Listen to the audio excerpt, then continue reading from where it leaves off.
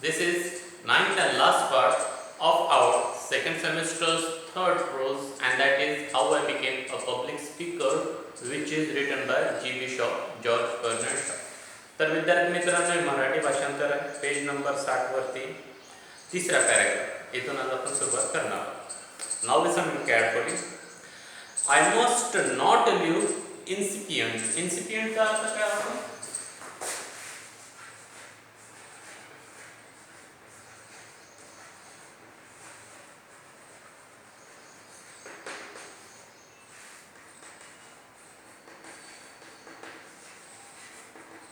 म्हणजे सुरुवात करणार.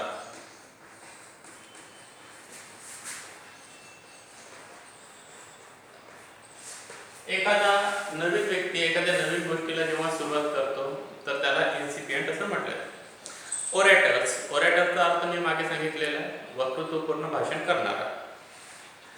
To suppose that my technique as a speaker was acquired. आता ॲक्वायर करणे म्हणजे याचा अर्थ सुद्धा आपण मागे शिकलेला आहे. ॲक्वायर करणे म्हणजे प्राप्त करणे, मिळवणे.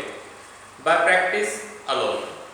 तर इथे जी.बी. शॉ सांगत आहेत की I must not live incipient orator. जर एखादा नवीन व्यक्ती वक्तृत्वपूर्ण भाषण करायला शिकत असेल, त्याने सुरुवात केलेली असेल, तर मी त्याला सोडू शकत नाही. तर समजा जर त्याने बोलण्याकरता माझी जी टेक्निक आहे बोलण्याची ती जर अवलंबण्याचा प्रयत्न केला तर त्याला ती वापरत असताना प्रॅक्टिस करावी लागेल आणि ती प्रॅक्टिस करत असताना त्याला कदाचित माझ्या उपदेशाची गरज असेल. प्रॅक्टिस ओनली कर्ड करणे म्हणजे काय?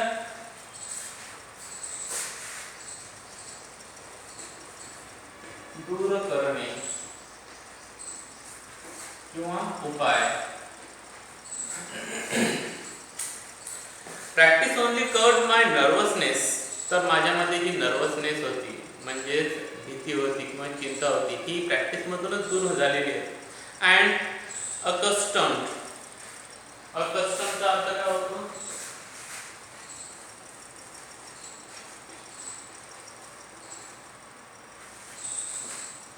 ची सवय लागणे किंवा नेहमीचा.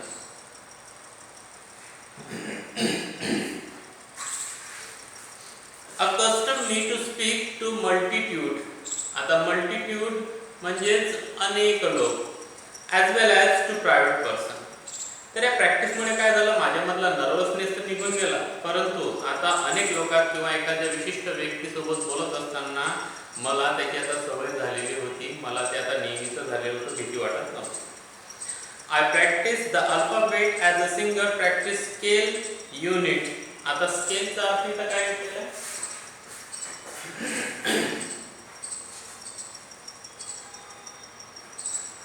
विशिष्ट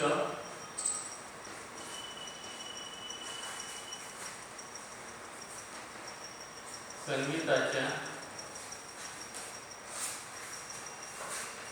सुरांची मालिका.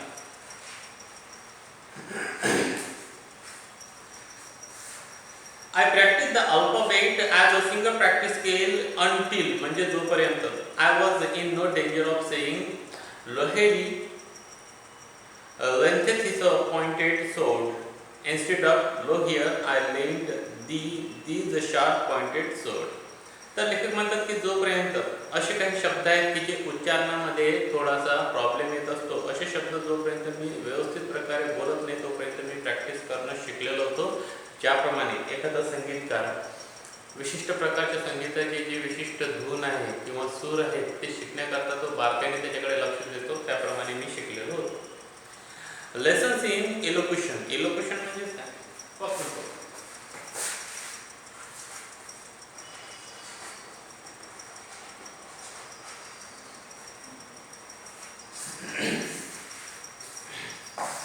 Lessons in elocution should always be taken by public speaker. तर lesson in elocution should always be taken by public speaker म्हणजेच काय, तर एखादा पब्लिकमध्ये बोलणारा व्यक्ती असेल तर त्याने त्याच्या इलोक्युशन म्हणजे वक्तृत्वामध्ये जे धडे आहेत ते त्यांनी घेतले पाहिजे. कोणाकडून? तर बाकीचे जे पब्लिकमध्ये बोलणारे वक्ते आहेत त्यांच्याकडून. When a phonetically competent म्हणजेच काय?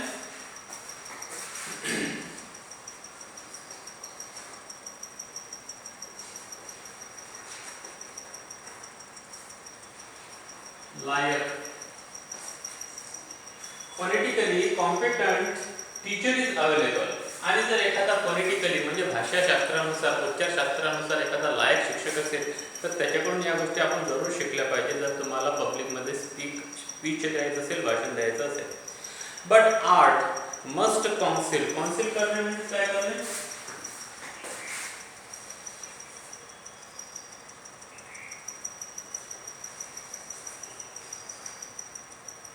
लपवणे किंवा दडपणे.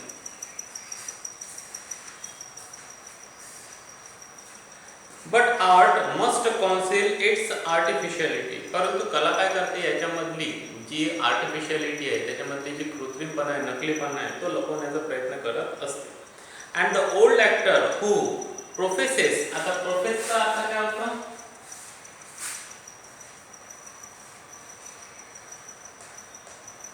खोटा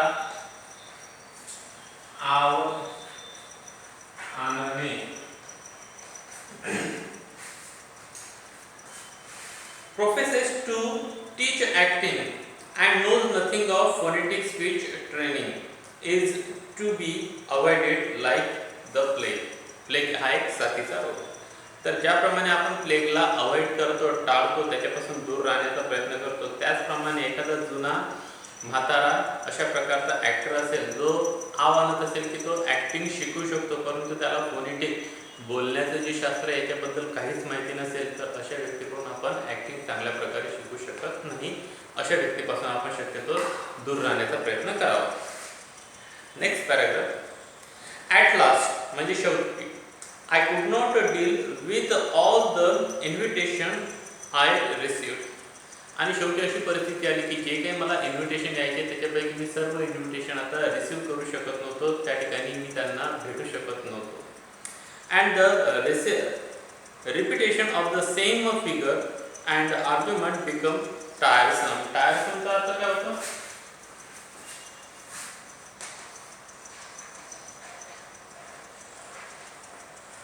कंटाळवाणे किंवा त्रासदायक. आता नेहमी तोच विषय, तेच आकडे, तोच वादविवाद याच्यावरती बोलू आता सर्व कंटाळा आलेला होता असं लेखक म्हणतात. I was in danger of becoming a wind bag. Wind बॅगचा अर्थ काय होतो?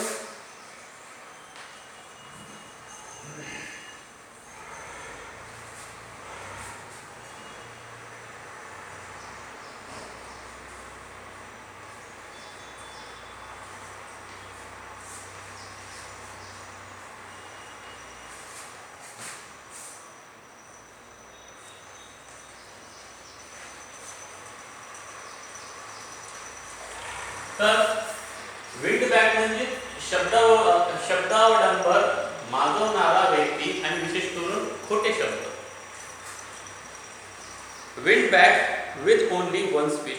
आणि आता मी फक्त एकच भाषण देऊ कदाचित विंड बॅग झालो असतो, म्हणजेच एकच शब्द वापरून मी फक्त लोकांना त्या ठिकाणी खुश करू शकत नव्हतो. त्यामुळे मी फक्त खोटा आव त्या ठिकाणी आणला असता, शब्दांचा आणि शब्द त्या ठिकाणी मांडण्याचा प्रयत्न केला असता. Henceforth म्हणजे काय?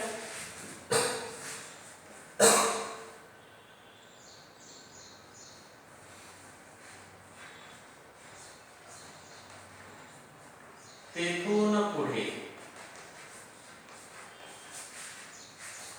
Henceforth I orated on special occasions only. आता तेथून पुढे फक्त काही विशिष्ट ओकेजन असेल, प्रसंग असेल त्यावेळेसच मी वक्तृत्वपूर्ण भाषण द्यायला लागलो.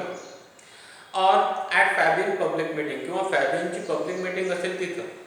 And in the ST Saint Pancras borough council किंवा सेंट पॅनक्रॅस बाऊ काउन्सिल असेल त्यांच्या मंडळामध्ये मी भाषण देत होतो.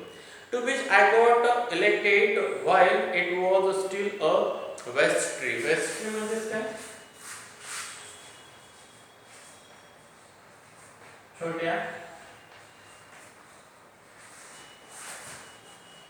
प्रदेशाच्या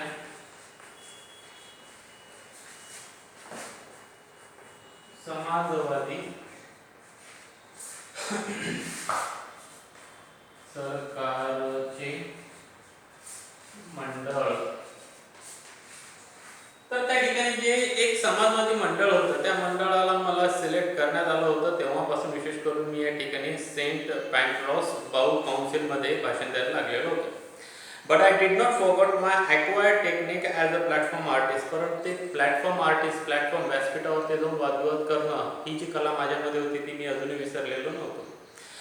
it lasted until my final retirement. आणि शेवटचं माझं जे रिटायरमेंट होतं, शेवटचं जे भाषण होतं तिथपर्यंत हे सुरूच होतं.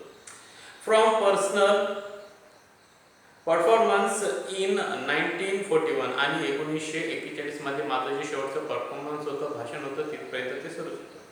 माय 85th इयर. आणि त्यावेळेला मी 85th इयर म्हणजे 85 वर्षाचा होतो. तर विद्यार्थी मित्रांनो, अशा प्रकारे हा लेसन या ठिकाणी संपत आहे आणि हा शेवटचा भाग सुद्धा संपत आहे. So students, today we are going to stop here. Have a good day to all of you. Thank you.